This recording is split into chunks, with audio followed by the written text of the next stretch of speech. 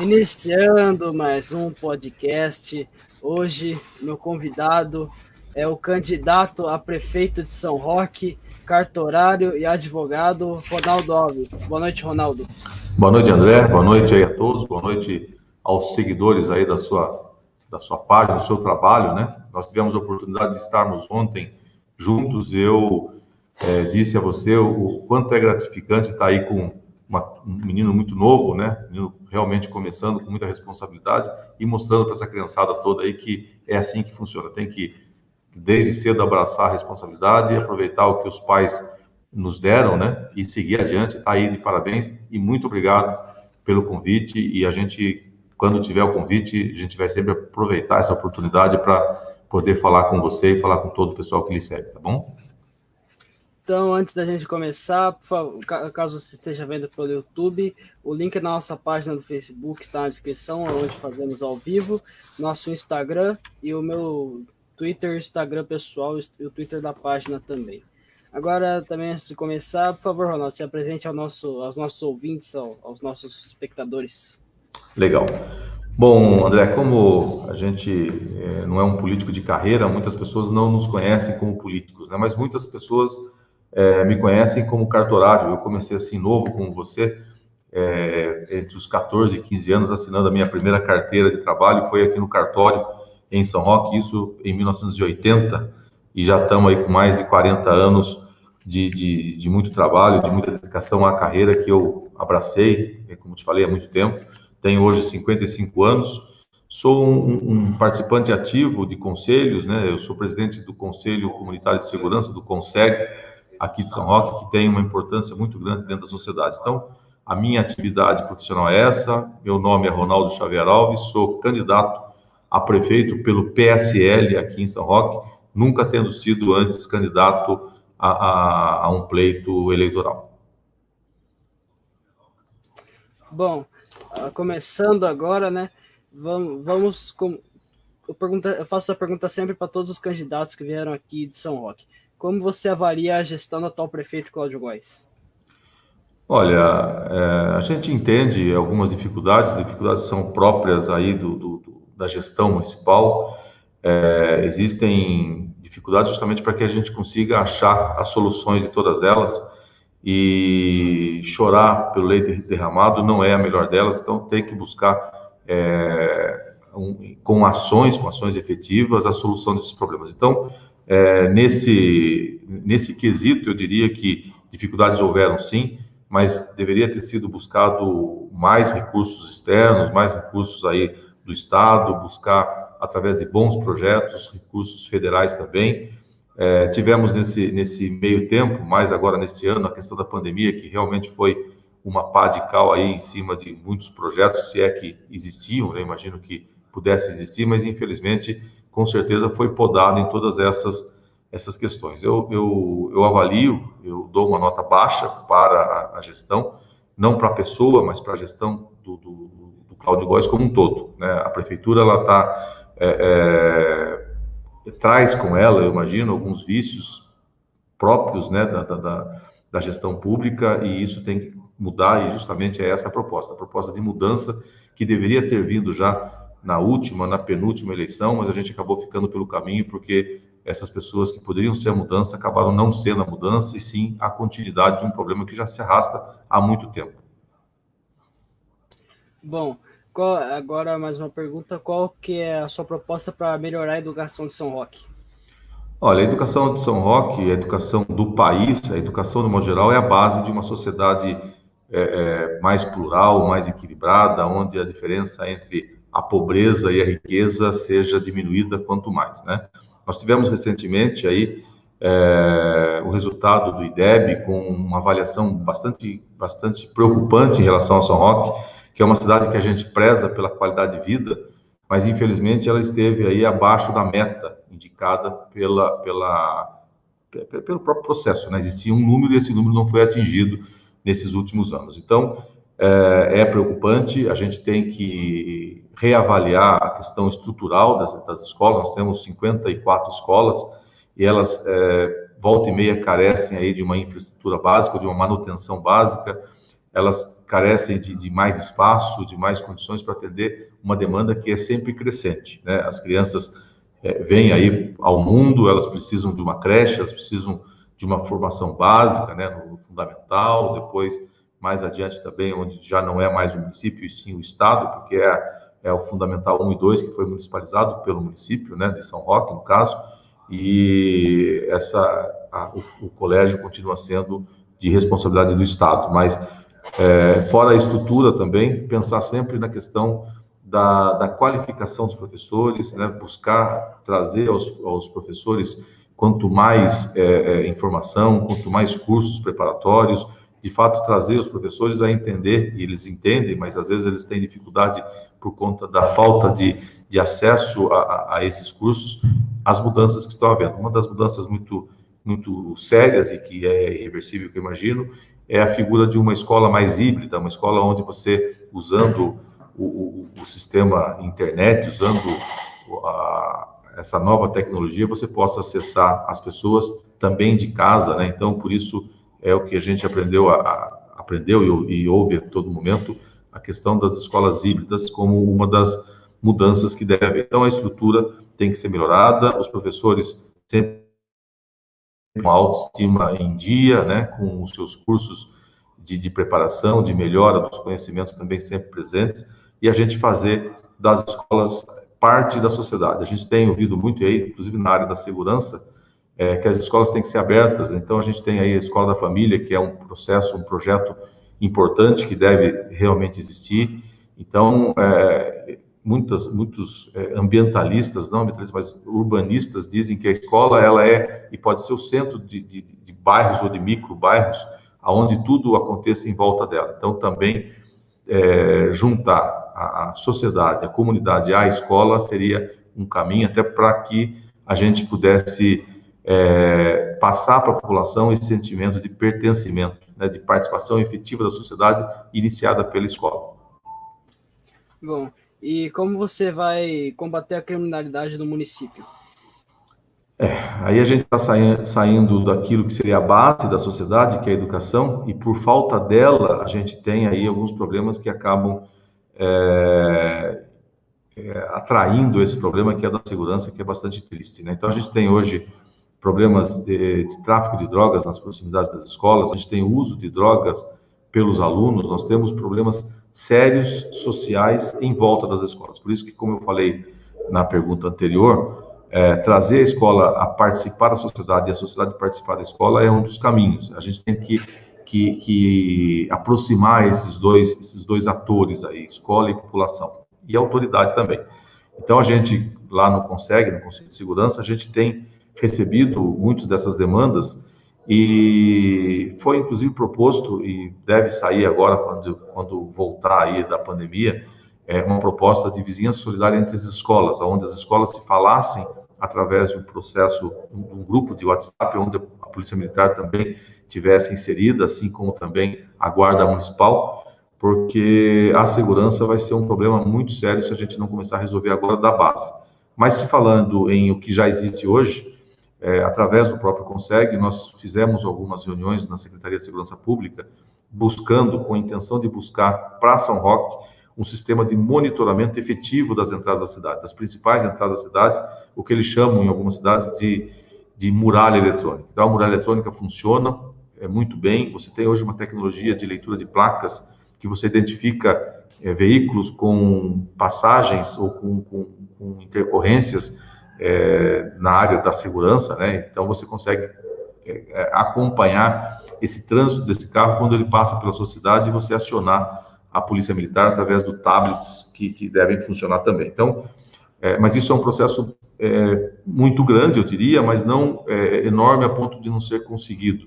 O que foi feito recentemente, até cabe aí uma crítica, inclusive, colocado uma câmera, salvo engano, uma única câmera aqui no portal do Iguaçu, e com um monitor instalado, salvo engano, lá também, onde está instalado hoje a Guarda Municipal, muito pobre, muito precário realmente, infelizmente não é o que deveria ser, não é o que pode ser, e esse também é um caminho sem volta. Tem que usar a tecnologia, usar as formas de controle para que a gente possa afastar aquele que vem para São Roque, vem para nossa cidade com uma má intenção e vê, chegando na São Roque, que a cidade está sendo monitorada, que existe uma guarda municipal efetiva, com veículos, com homens, com uma estrutura mínima.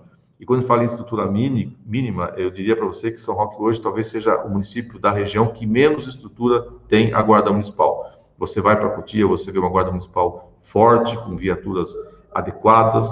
Acredite você ou não, as viaturas de São Roque, elas não têm a divisória entre o motorista, entre os policiais, com aquele que eventualmente foi apreendido. Então, é um risco muito grande. Então, até para esse tipo de ação, eles têm dificuldade. Então, não tem como ser um carro como esse, tem que ser um carro preparado.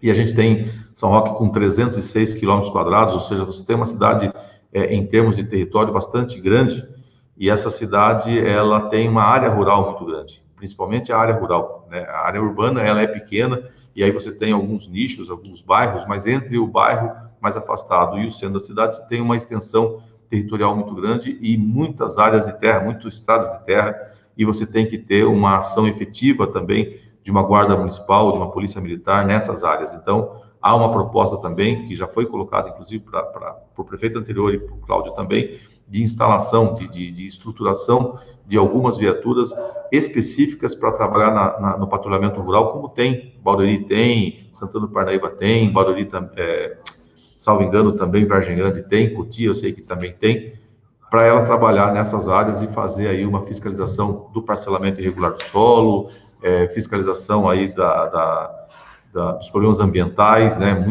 Nós estamos passando por uma fase aí onde as queimadas são muito constantes, muitas delas criminosas, mas também tem aí a criminalidade padrão, aquela do assalto, aquela do furto, né? Aquele do roubo que poderia ser mais bem controlado se a gente tivesse uma guarda municipal também efetiva nesse aspecto. Então, uma guarda municipal rural seria interessante para a gente evitar essa criminalidade vinda de fora para dentro, nas áreas mais afastadas do centro da cidade.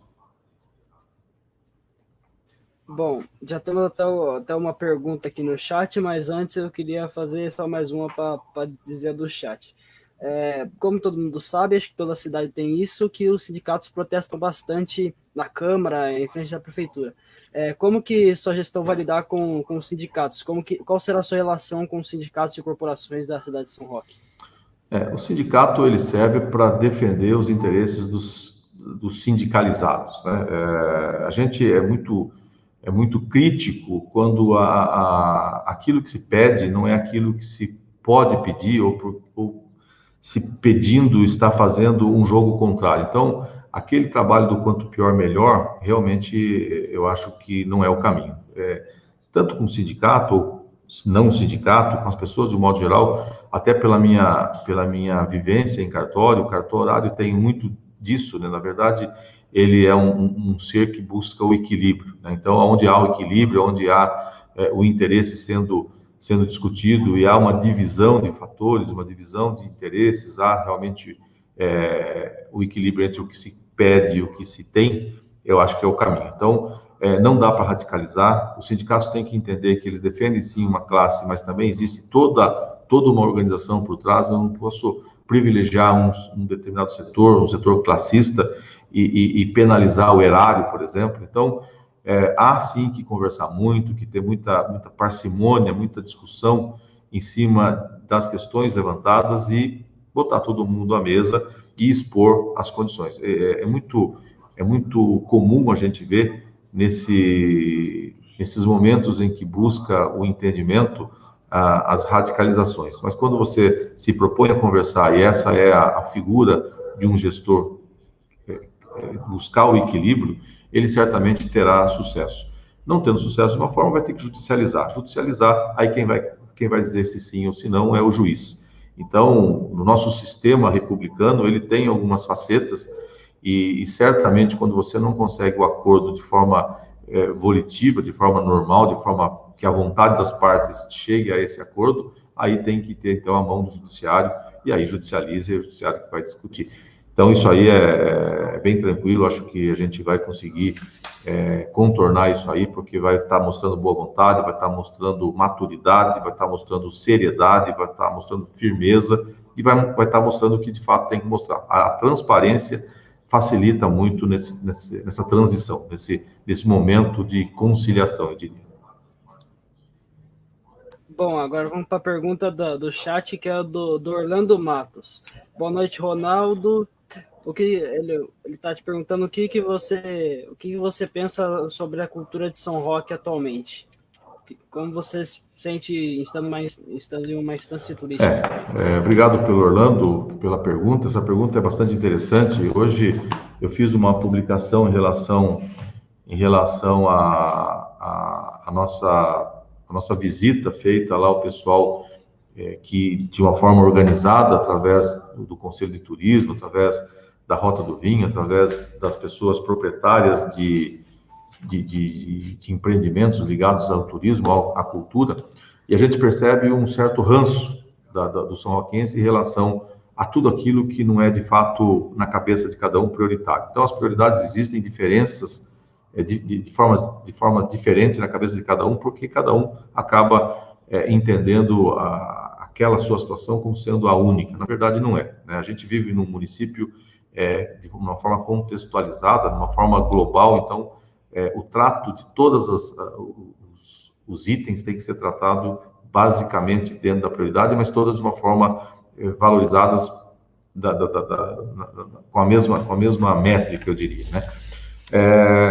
A gente percebe uma defasagem muito grande e um certo afastamento como prioritário das questões que envolvem cultura, que envolvem esporte, que basicamente esporte e cultura como não prioritário, né? Então a gente vê ali a nossa Brasital, que é um patrimônio, né, um patrimônio histórico, um patrimônio cultural muito importante, por isso que lá é um espaço cultural, dito um espaço cultural, e tem que ser muito bem tratada. A população tem que ser recepcionada muito bem por aquele espaço, a população tem que se entender e se ver como proprietária daquilo, como participante daquilo, e defender aquilo como a sua própria casa, como o seu próprio quintal. E nós tivemos aí, recentemente, algumas questões que envolveram a cultura. Por exemplo, a eleição do Conselho de Cultura, muito importante, inclusive porque estava às vésperas da vinda do recurso federal para a manutenção das pessoas ligadas à cultura.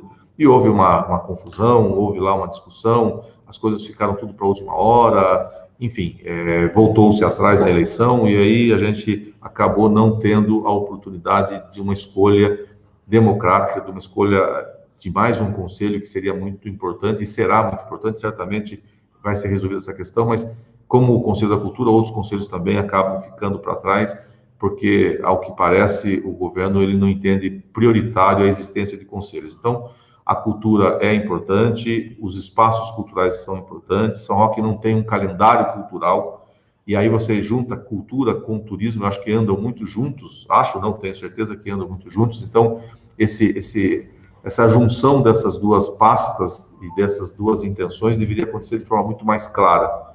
Então, quando você tem uma cidade turística, e ela pode ser turística e outras coisas também, mas vamos falar aqui na questão turística, ela tem que andar junto com as questões culturais. Então, ter aí uma grade de festivais culturais, seja de teatro, seja de dança, seja de bandas, seja de exposições das mais variadas, de artesanato, isso vai ser atrativo não só para o turista, e aí está a diferença, mas também e principalmente para o São Roquense. Existe espaço para todos, existe a possibilidade de você, atraindo também o São Roquense, mostrar a ele que a cultura, o esporte e a educação e o turismo andam juntos e também serve ao São Roquense, e não só aquele turista que vem no final de semana e volta para casa e vai voltar se for bem atendido, e não vai voltar se não for bem atendido, enfim. É um círculo virtuoso de transformar a cidade numa cidade cada vez mais acolhedora, e o turismo tem esse viés, assim como a cultura também. Bom, e temos mais uma pergunta aqui do chat. Eu vou, só por live, eu vou fazer só duas perguntas do chat, que é a pergunta do Márcio dos Santos Girardello, que participou ontem na live do Guto Issa, aqui no Diálogo Podcast. Boa noite, Ronaldo. O que você pensa com relação à cadeia pública de São Roque, que na teoria já foi desativada 2 vezes, mas na prática continua funcionando? Você pensa... Eu não só penso, André e Márcio, acho que o Márcio também já deve ter acompanhado alguma coisa que eu tenha dito, até porque, salvo engano, ele me acompanhou em algumas questões, em algumas discussões, ainda pelo Conseg. Eu sou uma daquelas pessoas que esteve lá na frente da delegacia faz algum tempo, acho que o André ainda não estava andando sozinho pela rua, né, André? Porque já faz alguns anos. Acho que não.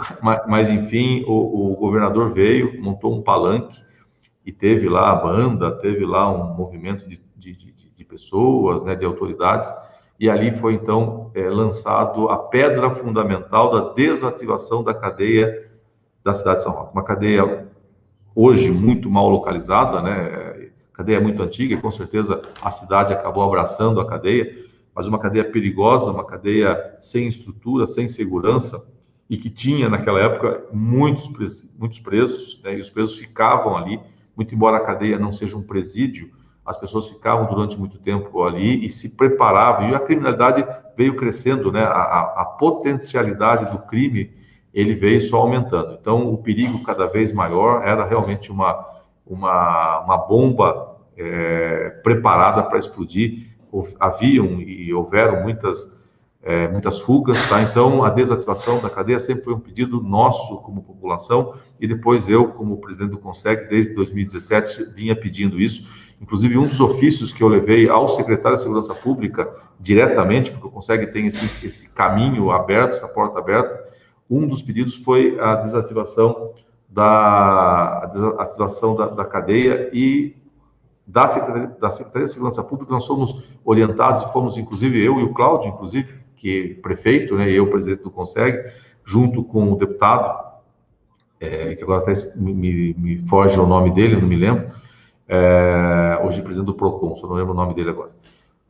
Nós fomos até a Secretaria de Administração Penitenciária, que é justamente o órgão que autorizaria a desativação. Chegando lá, a informação foi que o Estado não tem condições de abrir mão da delegacia de São Roque, porque é uma delegacia, mas também é uma cadeia de trânsito. Então, os presos que são presos em toda a região, inclusive Sorocaba, vêm para cá e ficam aqui com um risco muito grande, porque existe a criminalidade organizada, cada vez mais organizada e mais perigosa. Então, você tem um risco muito grande de que você tenha aqui, passando a noite, um preso muito importante e você tenha problemas extras. Hoje nós temos lá, salvo engano, apenas 2 celas, e essas pessoas ficam lá muito mal alojadas. Uma cadeia é assim mesmo, infelizmente é assim, e teria que mudar. Então, a cadeia teria que sair, mas isso é um problema de Estado, onde o município pode cobrar e cobrar muito forte e resolver esse problema. Mas a solução não é uma solução tão simples assim,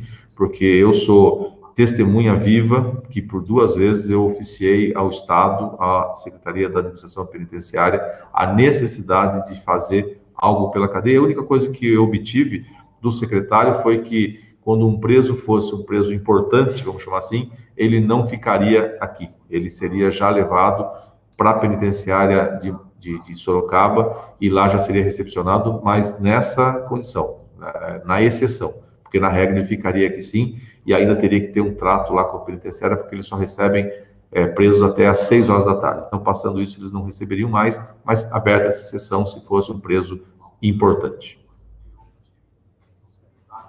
Bom, agora a pergunta minha mesmo, voltando às minhas perguntas. Como funcionará a gestão da Santa Casa no seu governo? A Santa Casa, André, eu sou conselheiro da Santa Casa desde 2012, né?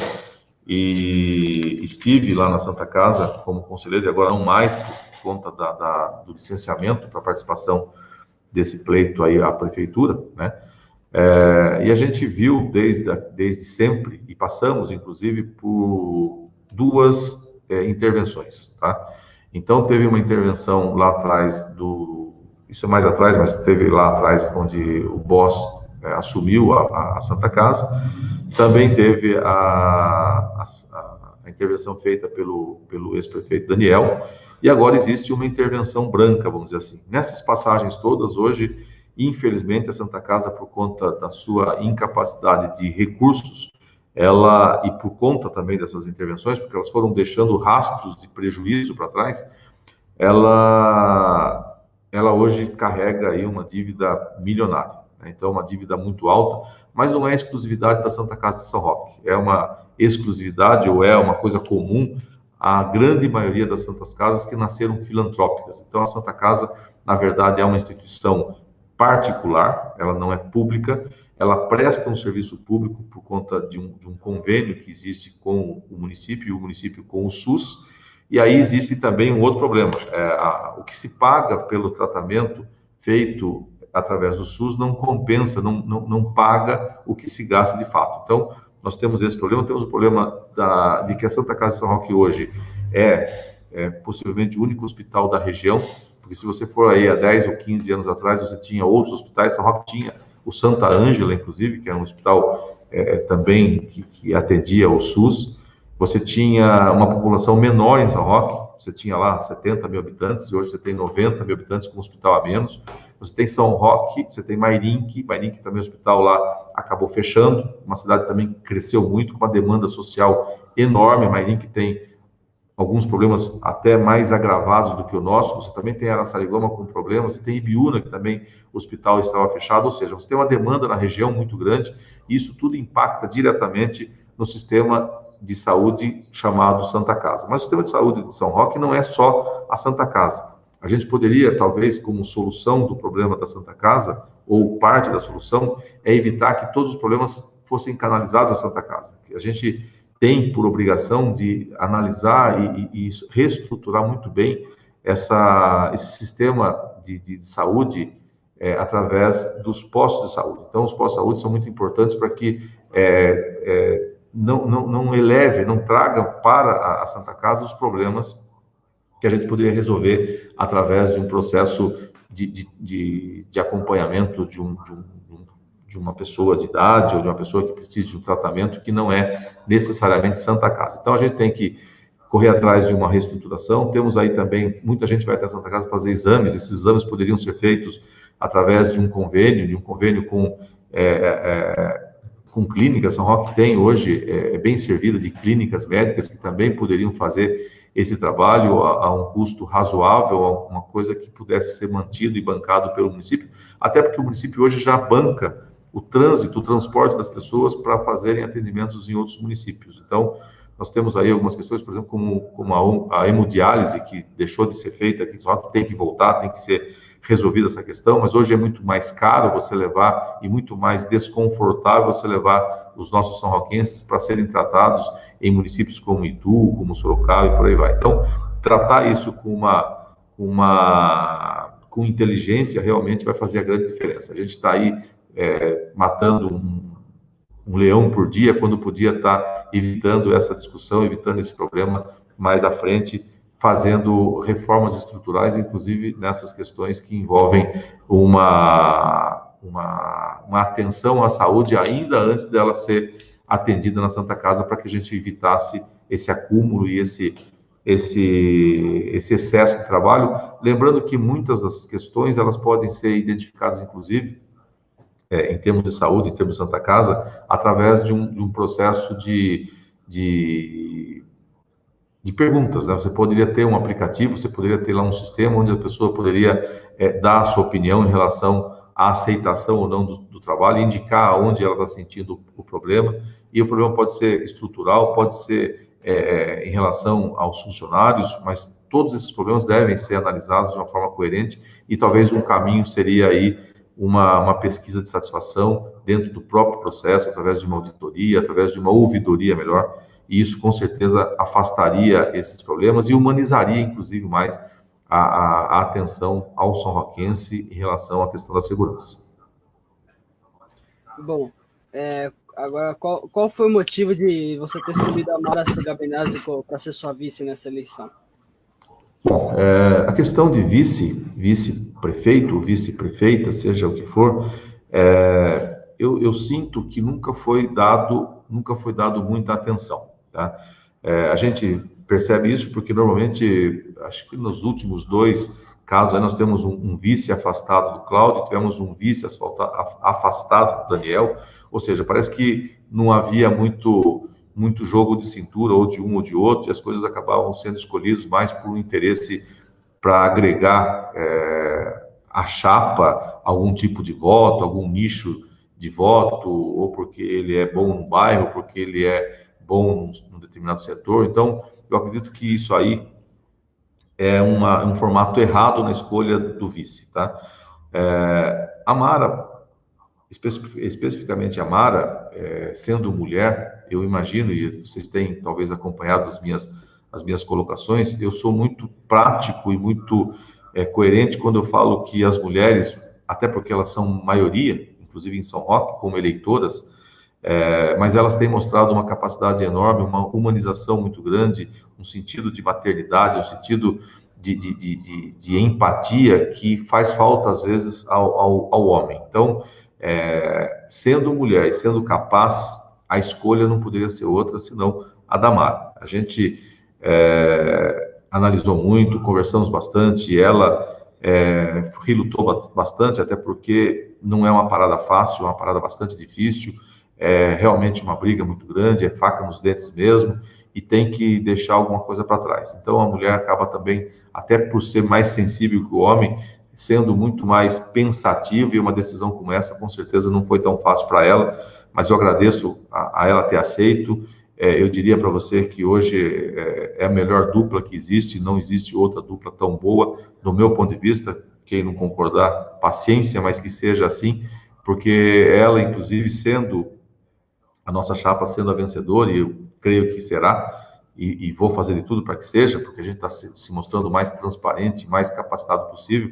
Ela, no dia seguinte da posse, ela já vai assumir o departamento que ela ama, que é o departamento social da prefeitura, e vai fazer, com certeza, um grande trabalho. Então, não vai ser daqueles vices, não vai ser daquela vice que vai ganhar lá o seu salário e ficar com a sua saleta lá na entrada do paço, na entrada do gabinete do prefeito, fazendo lá como se fosse um vaso. Vai realmente ter que trabalhar, vai ter que trabalhar muito e vai ter que trabalhar bem, porque o lado social de São Roque de fato muito, muito necessário. São Roque hoje tem uma renda per capita muito ruim, tem uma capacidade de fazer girar uma economia muito difícil. São Roque realmente passa por uma situação complicada, e São Roque, volta e meia, tem os seus problemas, né? Ela trabalhou muito tempo na prefeitura, ou algum tempo na prefeitura, e no tempo que ela trabalhou, ela pegou as enchentes e pegou o vendaval. Então, experiência ela tem, e vai ter que realmente nos ajudar aí com a força feminina a transformar São Roque como uma cidade realmente mais plural,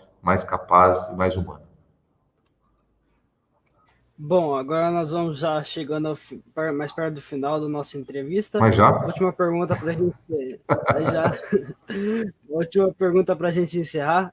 Para o eleitor são roquense, como você se define no espectro político?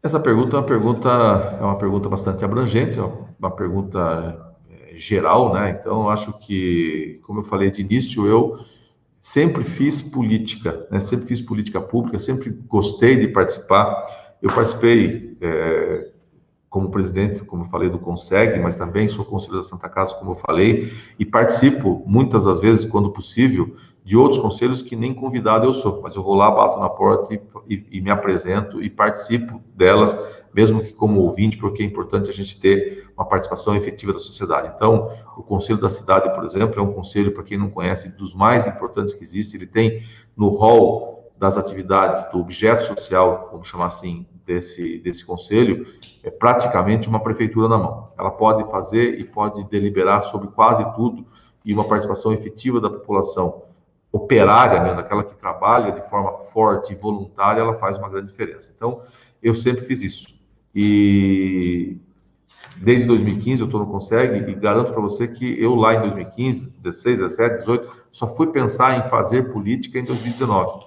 E foi justamente porque, por trabalhar dessa forma, por participar muito ativamente do Conselho da Cidade, nós buscamos uma legalidade em relação a algumas alterações que vinham sendo feitas no plano diretor da cidade, e eu fui, sim, uma das vozes que se levantou contra aquilo. E aí um vereador ergueu a mão lá e falou que, para ser defensor da população, eu teria que me candidatar. Então, aí foi realmente um start, né, nessa minha vontade, nessa minha certeza de que eu poderia fazer mais ainda. E aí eu me me candidatei, então, pelo menos a pré-candidato, né? Por isso foi no final de 2019, eu me coloquei como pré-candidato e hoje, depois que o PSL veio até São Roque, veio até mim, eu como presidente do PSL, me fortaleci politicamente, e aí eu resolvi realmente que não tinha mais volta. Vamos partir para essa luta, juntamos aí ao PRTB, que é os dois partidos que fizeram a dobradinha do Jair Bolsonaro, que é um partido de direita, um partido que reza a minha cartilha, eu diria, eu vou dizer que reza exatamente a minha cartilha nesse quesito local, porque é da direita, porque é da família, porque é aquela que traz os bons costumes, que traz a família a tomar conta da família. Então, as pessoas, elas se perderam muito no tempo, existe aí uma linhagem mais à esquerda, essa a gente não concorda, busca se afastar o máximo dela, porque ela durante muito tempo,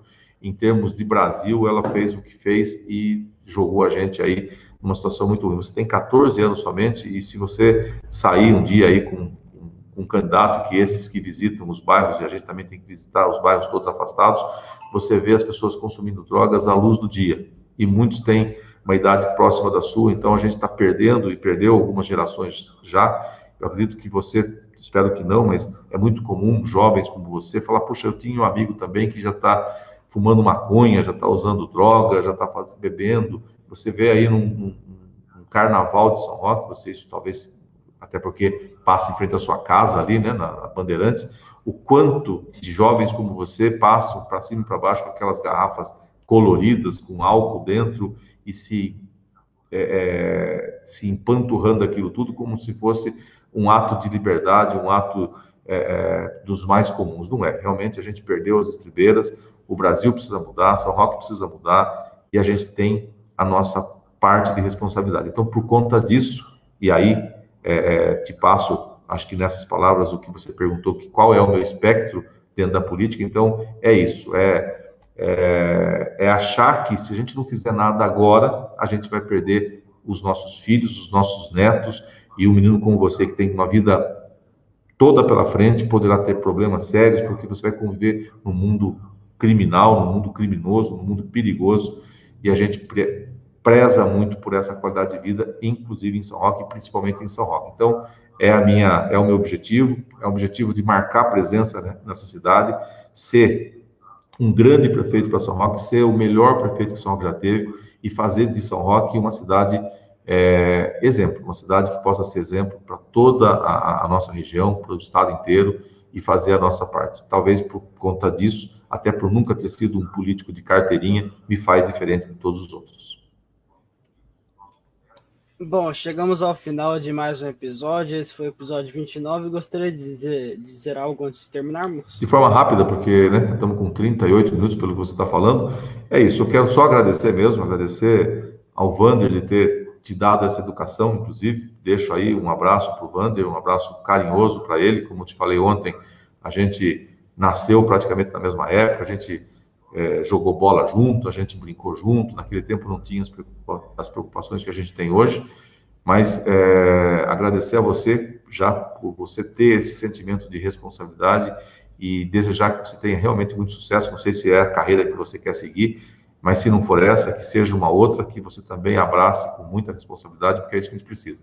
Precisa de jovens competentes, compenetrados, que façam a diferença para a sociedade, e é isso que a gente tem que fazer. Então eu faço a minha parte, você faz a sua parte, a gente vai reciclando, e certamente daqui a algum tempo a gente vai ter uma São Roque muito melhor, um Brasil muito melhor, e agradecer a nossa vida, agradecer a nossa saúde, agradecer as pessoas que estão nos ouvindo, que estão nos acompanhando, que estão juntos conosco, né, seja qual for o motivo, porque gosta, porque entende que seja o caminho, enfim, a gente está aí aberto às críticas, inclusive, aberto a ouvir as pessoas, e só agradecer aí ao seu convite, agradecer a oportunidade, tá bom?